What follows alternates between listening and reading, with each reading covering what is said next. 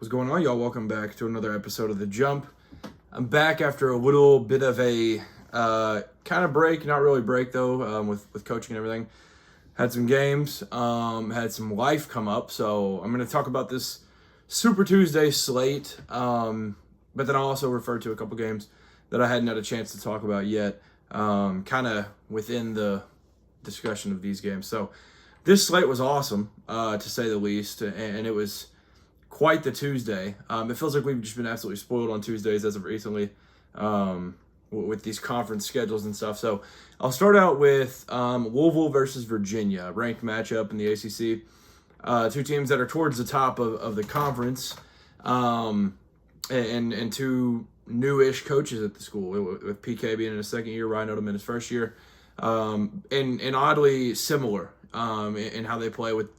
If they look in the mirror, they're kind of looking at each other. It's very, very similar, where they want to be able to protect the rim and shoot threes, and that's kind of the mantra of these teams.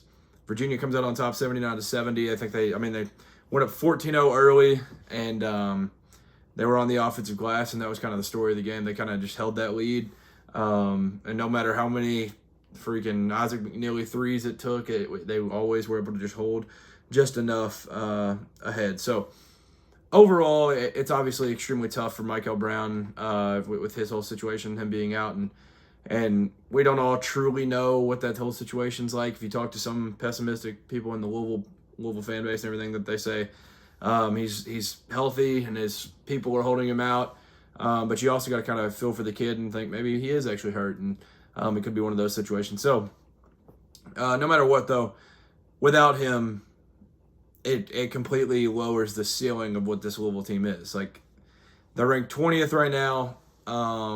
I don't think without Conwell, luckily he played. If they don't have him, they're a team that I think loses maybe, I don't know, 10 conference games with this schedule. Like, without Conwell, I could see that very, very much. Like, just because Isaac McNeely, like, when he has the guys around him, he's a very, very impactful player, one of the best shooters in the entire country. But when he's kind of the guy that I feel like is the key piece, or if a team's manning you, and your second best defender is guarding Isaac McNeely, like if Conwell's out and maybe a team's best defender is on Adrian Woolley, it's going to be very, very tough. But with Adrian Woolley kind of being a secondary guy, Ryan Conwell being the absolute star out there, and having Isaac McNeely as the third option, that's very, very optimistic and encouraging look, because he's going to be able to get a lot of shots off and seeing guys get downhill. And he's already getting less without Michael, but it was just one of those nights. And he balled out. Conwell was, he felt like he had to take every shot. And the bigs kind of did all right. It wasn't an Ali Khalifa Duke game, or Sanana Faru had been good as of late. Wasn't great. Overall not great. And a team that kind of wants to block it. They had 2 blocks to Virginia's 9. Ugo checked in off the bench for Virginia, 3 blocks. He continues to do his thing.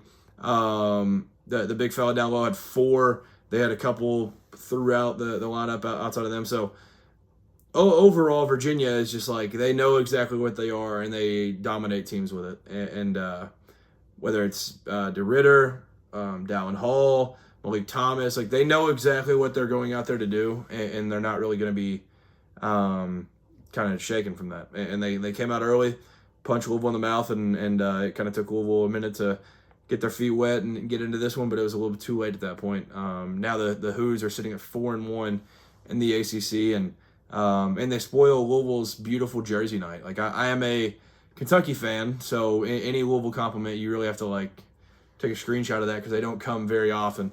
The Donovan Mitchell Spida jerseys tonight, they were absolutely beautiful. Those were awesome. They look amazing. The shorts are unbelievable, and they are just, awesome uniforms. But Virginia goes in and ruins that awesome night with those uniforms. Villanova at Providence. This one was just a fun one that was in that earlier slate at 7 o'clock. And I added this one on here because Funny enough, the story of this one was Devin Askew. He came in off the bench and absolutely balled out and did so many different things, whether it was passing, scoring, whatever was needed for the team at that time. He was doing it, and going on the road to Providence and getting that big-time win was huge. He had 20 points. He was just awesome all night. Caden Lewis continues to be phenomenal for Villanova. So that kind of backcourt right there, they combined for 27 points and 15 assists. So awesome duo right there. I mean, and Askew coming off the bench, accepting his role. Beautiful stuff there, and 3 turnovers to 8 assists for a freshman like that, and Caden Lewis has literally blossomed into one of these like the best freshman guards in the country, which is saying something because the class is absolutely stacked. So he was awesome, great from start to finish, and the bench points ended up being really the entire story of it. I don't know if ESPN shows bench points or not. No, but I remember they had popped up at some point, and it was like 20-3 or something in bench points, and that was the story of it. That ended up being the entire game, and Providence only ended up getting 8 off the bench for them. So not a great one, and obviously you want to get all those home ones, and they end up dropping one, losing by 6 to the Villanova Wildcats, who just continue to do their thing. 5-1 in the Big East, 14-3 overall. Not a bad start for them. Texas A&M, Tennessee. This was the game of the night. This game was phenomenal. A game that early on A&M truthfully dominated. It looked like they were gonna give Tennessee all that they could handle, and it was gonna be over. And this was a 3-0 undefeated in conference Aggies team that was coming in hungry on the road in Knoxville at the Food City Center. So early on, it was a full court pressure. There was I want to say 2 5-second violations they had already had in the Oklahoma game last week before. I don't remember when they played, but they had like a 10-second violation or 2. They've been doing this pressure all year. It's buckyball, man. They're doing their thing. They were getting points off turnovers. That was a big key to how they built their lead. And it was just like they led for 72% of the game. And led by as much as 11 at some point. And Tennessee, it felt like could never get over the hump until right there at the end, they finally did it. And they kind of cut it there late. They went, I want to say it was 69-71. And I want to say it was Nate Amin at the line. I could be completely wrong. But whoever was at the line hit the first free throw, missed the second. But Bishop Boswell goes and grabs the rebound, and he gets fouled, falling out of bounds, makes first, misses the second. And then the Vols had another chance to win it there at the end of regulation. Goes to overtime. Nate Amin almost hits one at the end of regulation, or at the end of first overtime. Goes to second overtime. Takes 2 overtimes, but they get to win 87-82. But Bishop Boswell, man, he has ended up becoming the key for this team, in my opinion. He's been unbelievable. Sophomore guard. He's been just the exact perfect glue guy. He'll go out and there could be some run of some sort, and he'll just kind of dig in and rip a ball from somebody, and he just has this instinct for knowing where to be, when to be there, all these different things, and he's been awesome for him. Jacoby Gillespie and Nate Amin both played pretty well. Early on, both of them were struggling to find their shot, but they ended up figuring it out. Jalen Carey did his thing as always off the bench. I thought he was phenomenal. Troy Henderson, the other freshman that's actually, I think he's from Virginia. He was awesome at times. He had a couple big threes and really, really good player overall. It's they just continue to have these guys slowly pop up. Early in the game, I don't remember who. I want to say may have been Damian Fishback. I don't remember who was on the call, but they had pointed out that A&M doesn't have a leader, and neither does Tennessee. But Tennessee, the way that they play, they've got to have a leader. The way that A&M plays, it's kind of we're just kind of a team thing out here. The way that Tennessee plays, and you've seen it, Zakai Ziegler was there for a long time. Dalton Connect was there. Chaz Lanier. There were guys that could just go get one. Nate Amin doesn't have the frame, the strength to go get one, especially in SEC play. Jacoby Gillespie is just a little shorter than what you will want your main guy to be. But they kind of just created out of nothing and just kind of made it to where, like, all right, well, one of us is going to do it. Whether it was getting downhill, drawing fouls, doing whatever they needed to do. Like Bishop Boswell was 8 for 12 from the line. Jacoby Gillespie 6 for 8 from the line. Nate Ament 9 for 11 from the line. Like they were getting downhill, getting great looks, and if they weren't falling, they were getting fouled. They were going to the line and hitting the free throws and capitalizing there. So great win for Tennessee. They were ranked 24th, and they obviously had the Florida game over the weekend that wasn't pretty. But now, I mean, you come into this one and you win a big time game here. So it was a great one just to get back on track. Really, it was. I mean, this was one that I saw they popped up at half. A&M, every time that they had led at half, they had won this year, and not this one. So great win for the Vols overall, and it was. I mean, an absolute instant classic to say the least. Double overtime in Knoxville. Indiana at Michigan State, 81-60. This felt like a carbon copy for every Indiana game all year that they've lost. They've now lost 5 total, and it feels like outside of my Kentucky Wildcats, the other 4 I would say have felt like they like competed for a long time, and I was like, oh shoot, are they gonna do this? Like even including the Nebraska game over the weekend, which I didn't get to talk about. What a win for them. That was an awesome game. Enjoyed that one a lot. But they continued to just like go and like compete, and then there's just a huge run that happens, and like I mean that did happen even in the Kentucky game, even though I don't kind of bunch that all together. Like they've just competed for a long time, and then there's just a huge run where they just can't score, and I don't know if it's like, I mean if you watch them, their offense is Tucker DeVries, Lamar Wilkerson, everybody else get out the way. Like they don't have bigs. All their bigs are extremely skinny. It's kind of them two, and that's about it. And if they're not hitting, then it's bad news bears. And I feel like maybe part of it is just like they're so dependent on those two that it gets to a certain point in the game where they're both just like dead, and they don't really have too much more than they can give. So that could be part of it, and I don't know, but it's just they're not going to win too many games in conference with this. Like they have an eight-man like roster right now. Basically, it's the starting 5, and then Reed Bailey, Sicily, and Dorn. That's kind of the crew. Tatum Conaway, Lamar Wilkerson, Tucker DeVries. I mean, they were all obviously prized transfers and stuff. I mean, you got the Tucker DeVries, obviously coach's son, but super special player. Lamar Wilkerson, proclaimed best shooter in the portal, the Kobe Brea of this year. And then Tatum Conaway, who is the Sun Belt Player of the Year. I think that's what Troy's in. It's late at night, I'm tripping. But Tatum Conaway comes over as a smaller school Player of the Year. And he's kind of the team's like makeshift point guard, and he's having to do a lot with the ball in his hands at certain times when it's not just kind of Lamar and Tucker create your own. And it's a recipe for disaster, it feels like. I don't think it's going to work. And for Michigan State, though, they definition of weather the storm. And it felt like early it was literally just the Jeremy Fears show. Like he was the only guy getting it going early. He had 17 of the team's first 24 points.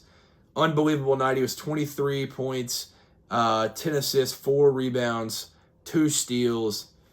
Playing like a first-team All-American right now, to say the least. That's about it. Jackson Kohler dominated, 16 and 10, doing his thing as always. He was awesome. Jordan Scott came in and gave some great minutes. Kurt Tang had some great minutes. He was hitting some threes. It was just kind of those guys came in off the bench and kind of got into the flow of things. But they kind of went between Scott, Ward, Tang, that bench trio right there, like that core of 8, they're going to get a lot of things done. Because like if Ugochukwu not having a great night, which he wasn't tonight, one of those other guys can step in and kind of fill that role. And then, I mean, the bigs are going to do their things. Like between Kohler and Cooper, those two are going to be, I mean, dominating a lot, especially a game like tonight. I bet they were licking their chops going into this one, and I'm very excited about this one. But big win. I mean, they won by 21. They weren't a huge favorite, so big-time cover, and they kind of shut Vegas up, I would say, and the Breslin Center was rocking. So that was a lot of fun, and it was just one of those games. It was in Indiana, every single loss. Like I said, it feels like a carbon copy. Clemson beat Boston College tonight. Clemson now 5-0 in ACC play. I think they've kind of snuck under the radar a little bit. UConn beat Seton Hall. Terrace Reed had a great night. Braylon Mullins ends up blocking a shot late. I think it was 67-64.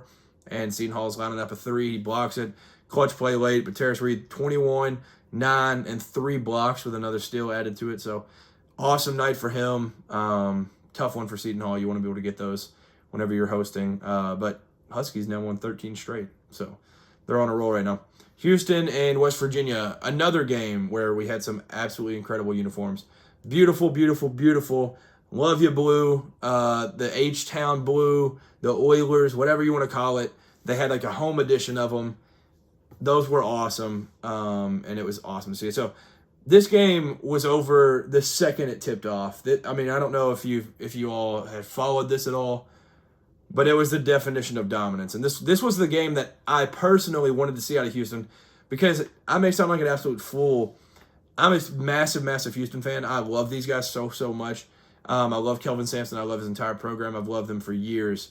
But there was part of me that was like, I don't know, 15-1, but like they don't feel like the old Houston. They feel like they have more of like a finesse to them, where it's like Kingston Fleming can go out and score 25, but they're also not going to hold teams to below 50. They did it. They did it tonight. And this is a West Virginia team that they just picked up a big win over Kansas, scored in the 80s in that game, and they held them to 48 points tonight. Very, very crucial. One of these games at the Fertitta Center that you got to pick up, and you got to continue to just win and win at home. And now they're sitting at 16-1 with one heck of a start. And the only loss is that Tennessee game in Vegas. So they just keep doing their thing. The winning percentage in Big 12 play is just absolutely ridiculous for Houston since they joined the conference. But very, very balanced tonight. I'll say that. Sanak had 7 and 10. JoJo Tugler 10. Kingston Fleming's 10. Uzan 17. Emmanuel Sharp 13. Like, they just spread the wealth. They got some guys in there at the end that don't get a whole lot of clock, and got to have a feel-good victory as they pulled away with that one. Next one. Kansas. This one was awesome. This game was awesome. Allen Fieldhouse, credit to you all. It was rocking as always, but it was one of those that kind of took me back to where I felt like I was like, I don't know. I feel like it's more middle school memories of like just different guys. I don't even know. I don't know who to even think of, but like just Mekhi Luke or something. Like there's just like Frank Mason. There's like guys that I remember watching like growing up, and I was like, oh, this is Kansas basketball, and the place would just be absolutely jumping. And I feel like those memories like pop up every now and then on Snapchat, and they're like, yeah, 10 years ago there was this memory, or like 8 years ago there's this memory, and it's always just like, man, this Kansas game, this was rocking. There's maybe a highlight that I took a video of that I used to love watching growing up, and this crowd just put me back in time. It was a little nostalgia feeling where, not that Kansas' crowd has been bad at all, but it was like when really good teams go on the road there, you get absolutely swallowed up by Allen Fieldhouse. Pay heed. And that's what it was tonight. 84-63 victory for the Kansas Jayhawks in a game that they did lead to start to finish, but there was a little bit of like, oh, shoot, are we going to blow this? I think Iowa State cut it eventually to 11. They started hitting shots, doing their thing, and it was all Cyclones there for a little bit. Bill Self made some adjustments, came out, goes out and dominates again. It started with Trey White smacking threes early. I think he had 4 threes in like the first 15 minutes or something. He was awesome early. He ended up with 19. I feel like every big game he shows up. I could be completely wrong with that, but like he showed up in the Duke game. I want to say there was one other that he just kind of popped off in. Darren Peterson, he still just doesn't miss free throws ever. He only shot 2 tonight, but like I saw them pop up that he had made like 19 straight free throws or something. But he comes out. There was one play that I was kind of worried. He went and drove, and he had done something, and then it took him forever to get back down, but then he played it out after that. So I'm just glad he's out there playing. Like, credit to him. Awesome thing to see. So McDowell and Jackson coming off the bench, I thought they did some good things. Ford Badunga at times, he was awesome. 4 blocks for him. They were amazing, and it was just they just swarmed them early and turned them over big time early. That was kind of the story of it. Joshua Jefferson had 5 turnovers. Momcilovic had 2 turnovers. Everybody else, it felt like, had a few. So, not great. Not great to say the least. But with Torrey and Lipsy, I feel like one of those two is going to have like a great night in these type of environments where it's like everything's stacked against you. It feels like when you go now in Fieldhouse, you like lose 10 points. But speaking of that, this is the 4th time since 1989 that the Kansas Jayhawks were an underdog at home. It was February 15th, 1989 to number 1 Oklahoma. They lost that game. February of 2021, Baylor, they won that one. February 3rd, 2024, Houston, they won that one. And now January 13th, 2026, Iowa State was the favorite, and they win that one. So now they're 3-1 in home underdog games since 1989, and they just turned these boys over. And that was kind of the story of it. They just did their thing all night. Defensively, they scored in transition and had all of that. They shot 50% from 3, 12 for 24. They out-rebounded them. They had 8 steals. They turned them over 9 times. It was like 10-2 for a good stretch of the game. Ended up leading by as many as 26. Ended up winning the game by 21. Dominant performance. And this was a Bill Self has still got it game. After he goes in and after the West Virginia game and says this league is our league is I'm not going to say that word on the air, but I'll just say female dog. If you know, you know. So he had said that, which he's very correct in that. But going to Allen Fieldhouse is part of that, of what makes this league that Bill Self was referring to, and they end up getting a big time victory tonight, which was very, very crucial for the Jayhawks going forward because tough one in West Virginia a few days ago, and they're able to get back on track. Florida at Oklahoma, awesome, dominant game. Boogie Flang gets his haircut. They have the Tennessee game. He balls out. He backs it up tonight. And really the entire team backed it up. Who was I talking about? Houston, similar to Houston. Very, very balanced. Clapshar had 13 off the bench. Xavier Lee didn't have the best night ever. Maybe he also needs to cut his hair. I know Florida fans have talked about that a little bit. I saw that on Twitter, I think it was. Because he messes with it the entire game, for one. And then Boogie Flan hit another gear and kind of changed his game for the better once he got his haircut. So it's kind of 2 different reasons. They're saying he should maybe just get a fade, buzz cut, something. But I feel like that's part of what makes Xavier. I've always liked this kid. So obviously it's not been the greatest stretch ever at Florida so far, but I think he'll figure it out. But Alex Condon had 10. Tommy Houck had 21. Ruben Chinyelu, he's averaging like 18 and 14 in his last two or 3 games. He's been awesome. 12 boards for him tonight. It was an awesome game. And it was vintage Florida. It felt like this was the front court that we thought we were going to have. Like they combined for 50 points out of the team's 96. So awesome outing from that front court. And it felt like every time a shot went up, if it was on the offensive end, it felt like they were getting an offensive rebound. I don't know how many they ended up getting, but I felt like they grabbed 1,000. Yeah, they grabbed 17 offensive rebounds. Out-rebounded them by 12. If they can just do that, out-rebound teams by double digits, they're going to win a whole lot of ball games. And honestly, you wouldn't believe it because they just won this game by 17 points.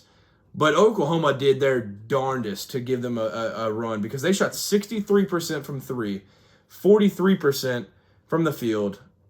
Unbelievable. And they shot 17 for 24 from the line. Like, they did what they were supposed to do.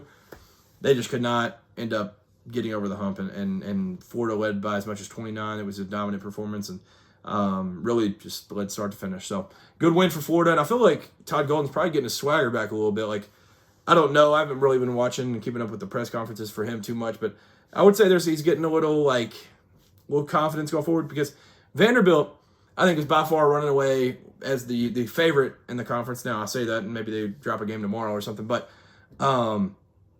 Alabama drops one at home to Texas over the weekend.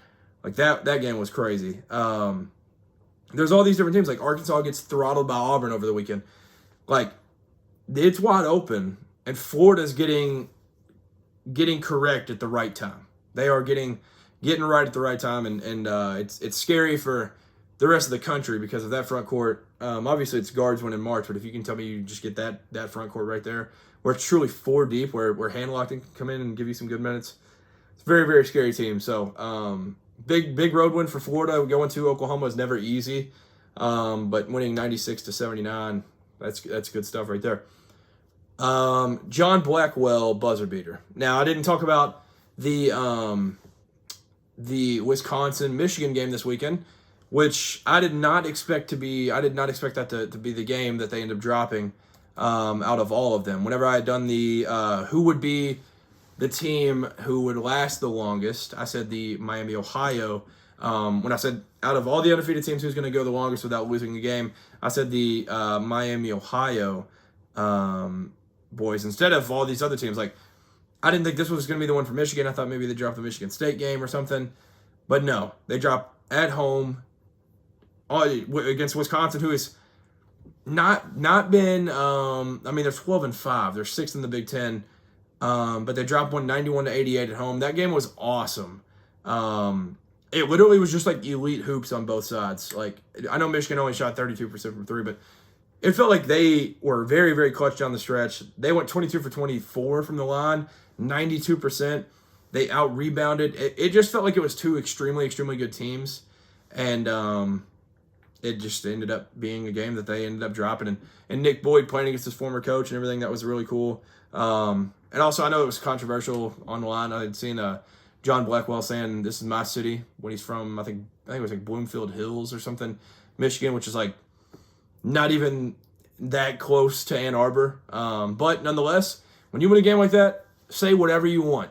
Well, not whatever you want, but to a certain extent, speak what you're thinking. But then they have a trap game. They go on the road to Minnesota, speaking of Wisconsin, and they go win a game because John Blackwell returns after Minnesota smacks a 3. He goes down and shoots a contested 3 that ends up falling, and then it's the best celly in basketball. It is my favorite celebration. It will never, ever, ever get old.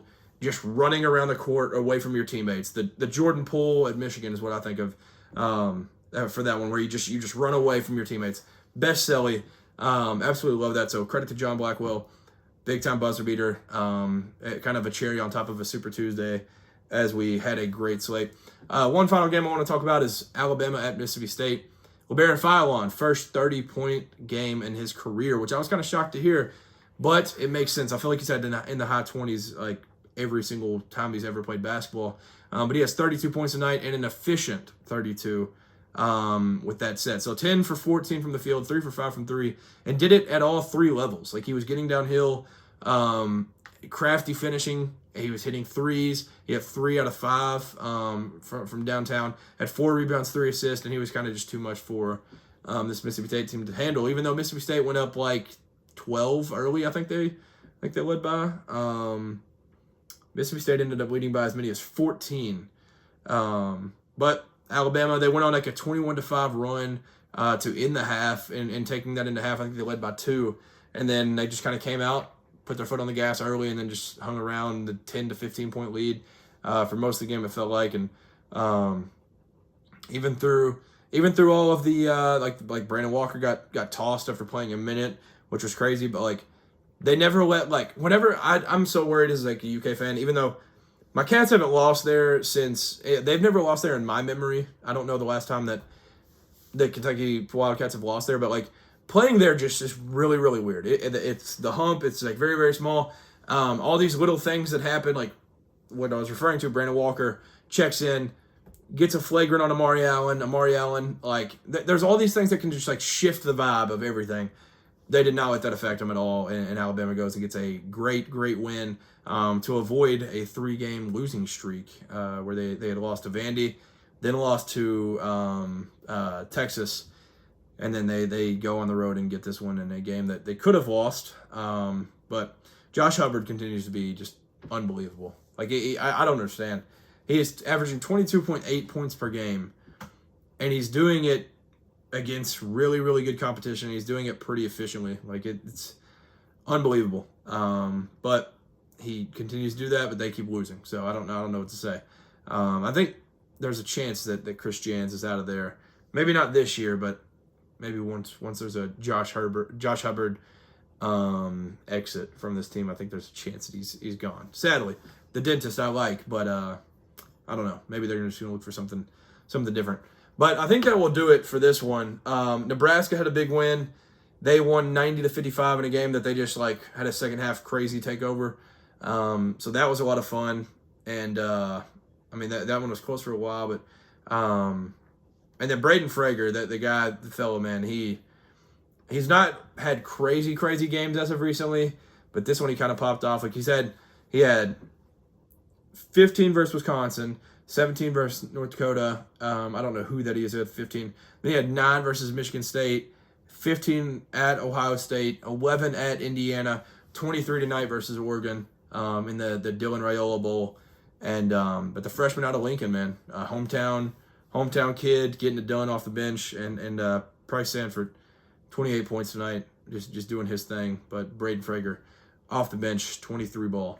That was awesome to see. But I think that will do it. That was a lot of basketball talked just now. But I'm trying to think if I'm forgetting anything. Over the weekend, it was awesome. I wish I could have had a chance to get on here and talk a little bit about it, but I wasn't able to. But nonetheless, comment any of your thoughts or any of the things that I didn't comment on that you think I should have commented on. And over the weekend, Braden Smith got even closer to the record to where he had 26 and 14.